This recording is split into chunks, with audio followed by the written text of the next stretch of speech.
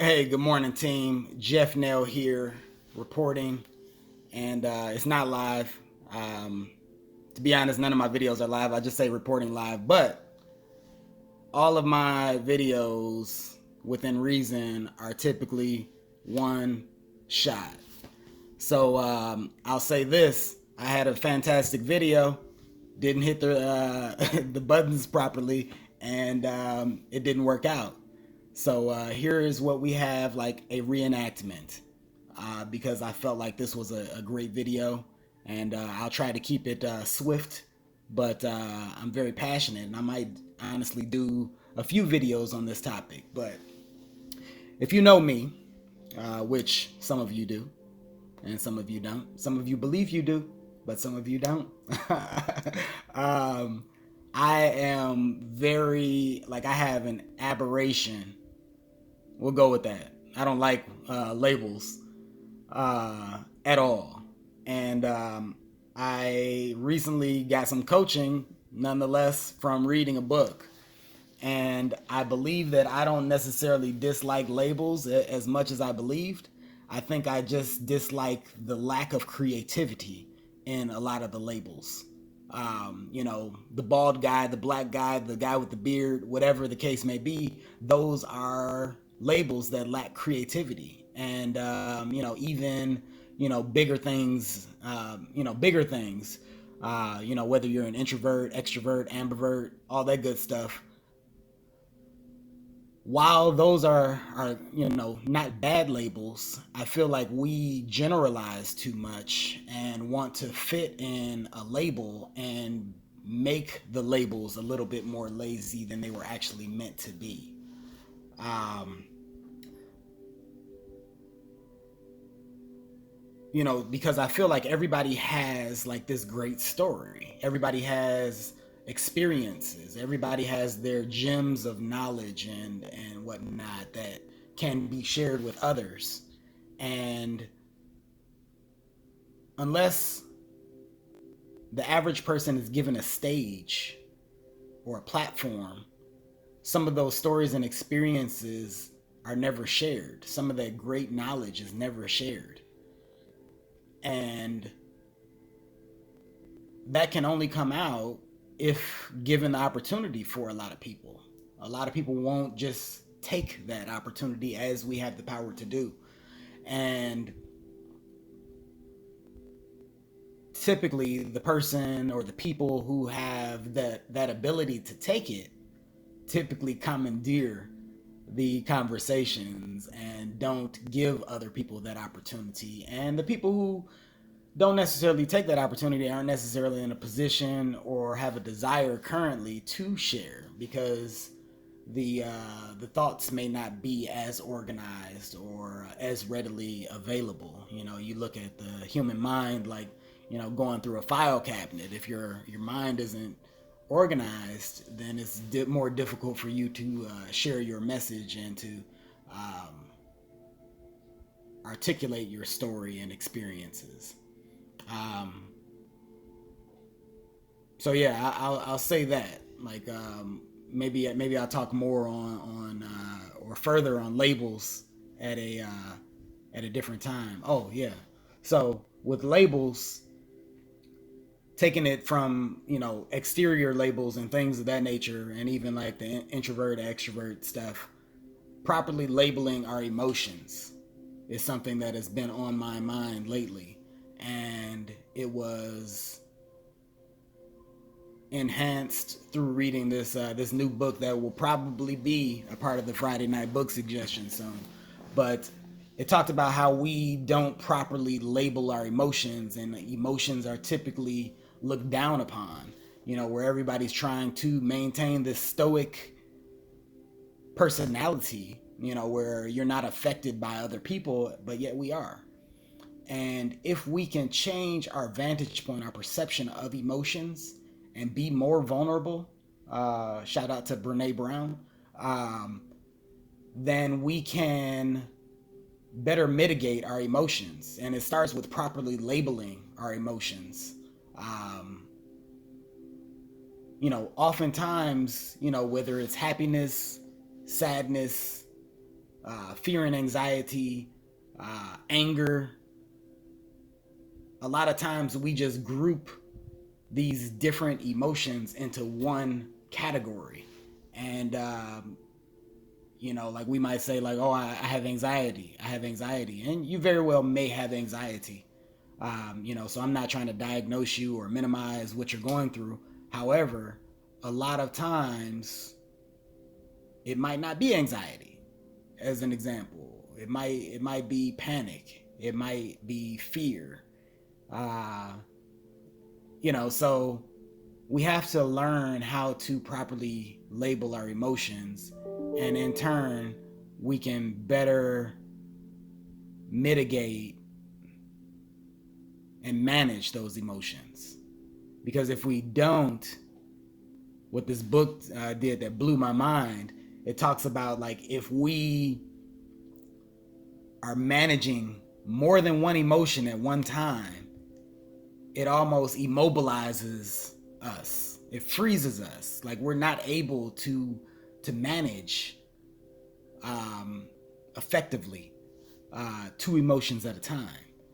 So it brings me back to the message that I believe I've shared through these videos, that even with everything going on, social justice, financial situations, mental health issues, work issues, relationship issues, there is still a lot going on in our respective lives that we're, at any given moment juggling, and then somebody wants to throw in, you need to do this, and they're throwing another ball in while you're juggling.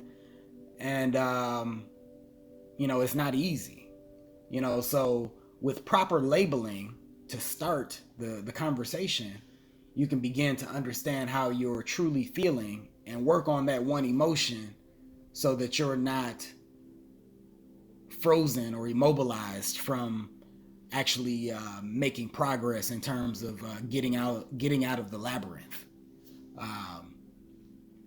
Because if you're stuck in that labyrinth, like you're in The Shining, then what are the odds of getting out in a healthy manner? So that's my thoughts there. Just kind of just reevaluating how we look at emotions. This book that I mentioned, it talks about how emotions are actually overlooked gifts. And specifically anxiety is an overlooked gift. Panic, an overlooked gift. These are all things that allow us to navigate more favorably in life if we can effectively manage them.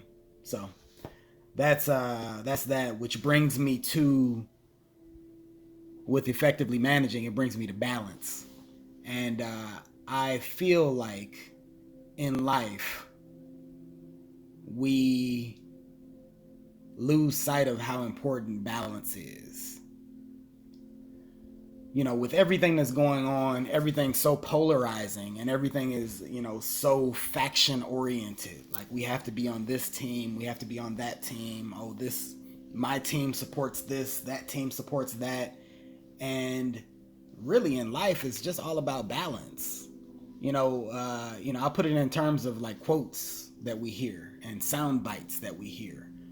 Vince Lombardi actually, is quoted often in the sports sector, talking about the importance of winning. And recently listened to a podcast with my guy Tom Bilyeu, shout out, and it was talked about how that quote was taken out of context, and it's not necessarily about winning, it's about the will to win.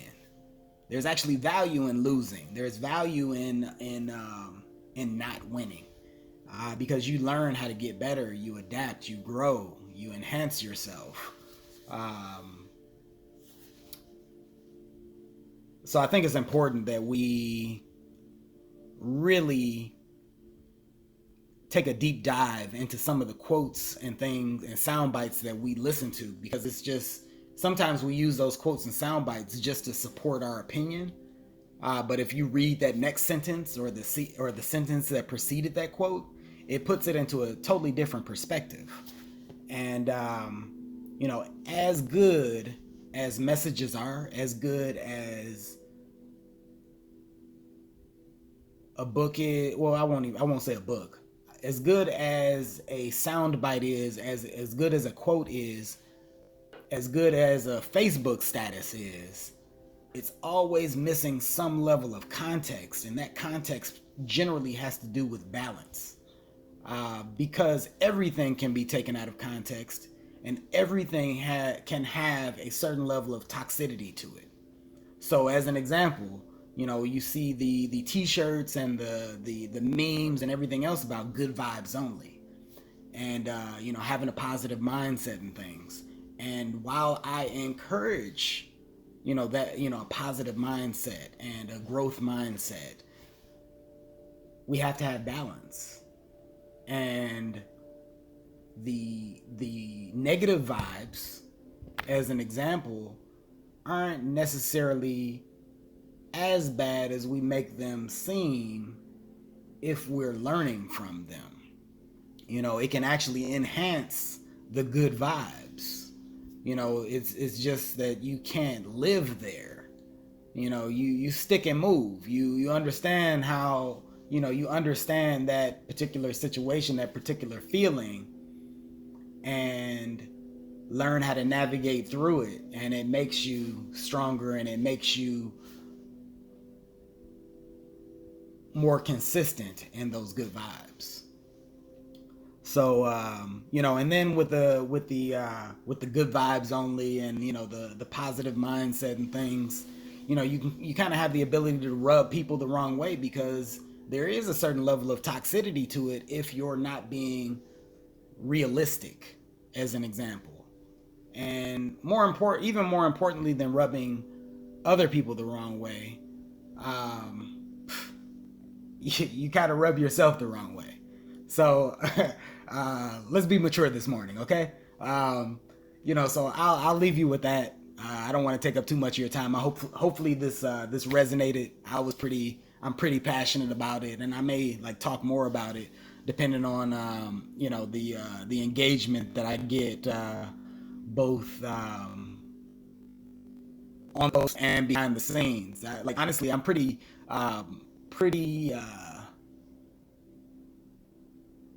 excited about the level of conversations that these videos are creating, both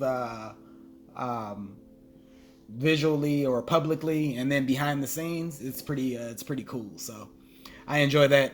Hey team, until next time, I hope everybody's doing well. I hope everybody's navigating favorably through all the uncertainty, getting in touch with your emotions, properly labeling them, and until next time, my friends.